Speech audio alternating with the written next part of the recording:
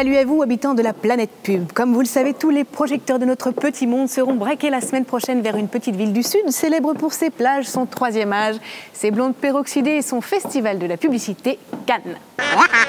Les publicitaires du monde entier rêvent de se voir décerner un jour ces petites statuettes en forme de lion d'or distribuées pour célébrer les meilleures campagnes de pub de l'année. Rassurez-vous, si vous n'en êtes pas là et que votre seul rêve est encore de travailler un jour dans la publicité, un autre festival est là pour vous, celui des Chatons d'Or. On va voir comment ça se passe.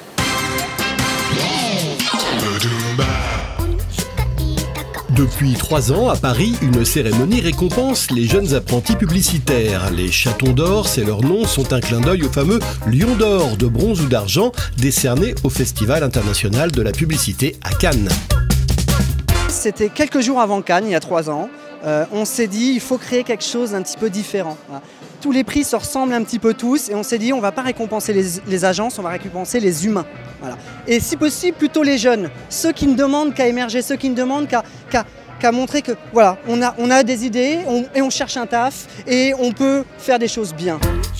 Faire des choses bien qu'un large jury, publicitaires, annonceurs, journalistes ou blogueurs a noté et pour certaines mises à l'honneur comme ces visuels ou encore ce film. Quand il vient à Paris, n'a plus qu'un seul souci, c'est d'aller musarder dans tous les beaux quartiers de Paris.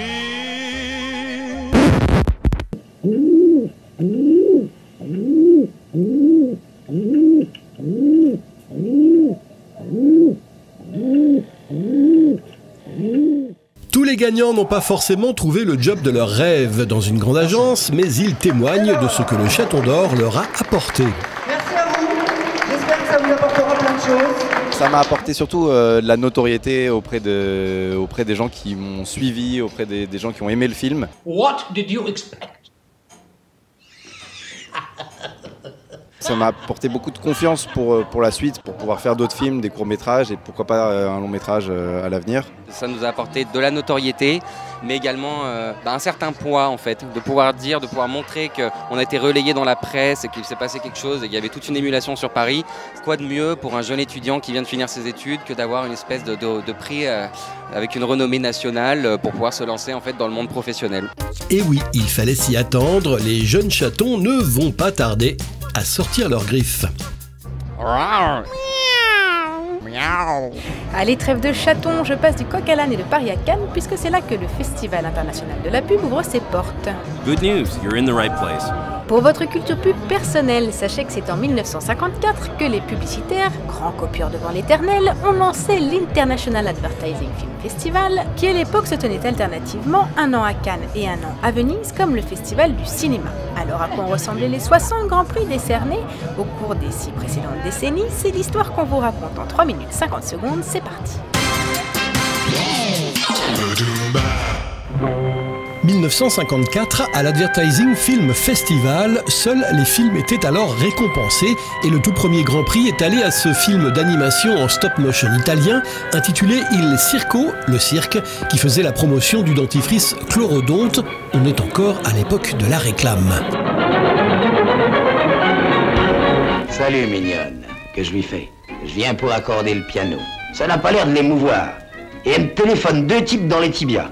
Scénario inspiré du roman noir américain, mais aussi réplique à la San Antonio, 1955, récompense pour la première fois un film français.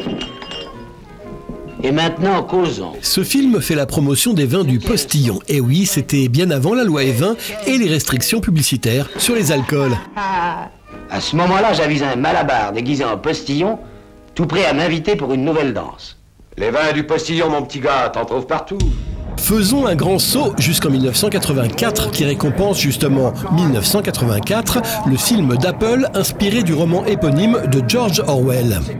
Ce spot, signé Ridley Scott qui lance le premier Macintosh, n'aurait été diffusé qu'une fois à la télé. Mais quelle fois? La veille du lancement du Mac, lors de la finale du Super Bowl de janvier 84, devant 90 millions de téléspectateurs. En fait, 84 a aussi été diffusé une autre fois, en décembre 83, sur une chaîne locale de l'Idaho, pour $10, uniquement pour pouvoir être inscrite au festival de Cannes de 84, et accessoirement en rapporter le Grand Prix.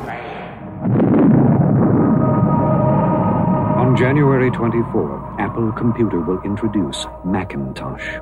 And you'll see why 1984 won't be like 1984. 1991, c'est la dernière fois que les Français obtiendront la plus haute distinction à Cannes avec ce film de Jean-Paul Goude pour Perrier et son agence Ogilvy intitulé La Lionne.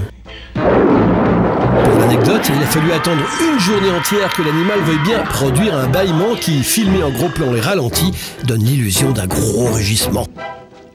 De l'eau, de l'air, la vie.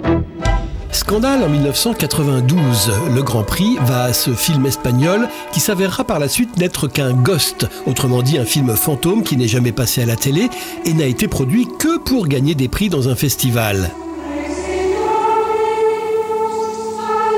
Depuis lors, la chasse aux fantômes est ouverte à Cannes. Flexible glue. Rubber cement by Talons.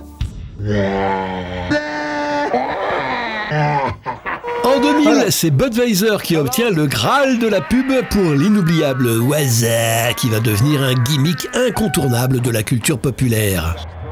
So what's up, B? Watching the game, having a bud. Les années 2000 marquent aussi la consécration de la publicité anglo-saxonne qui truste désormais l'essentiel des Grands Prix à Cannes, à l'instar de cette pub britannique pour Guinness en 2006 qui inverse le schéma de l'évolution des espèces jusqu'à dans son titre Noid to Love, soit le mot évolution à l'envers.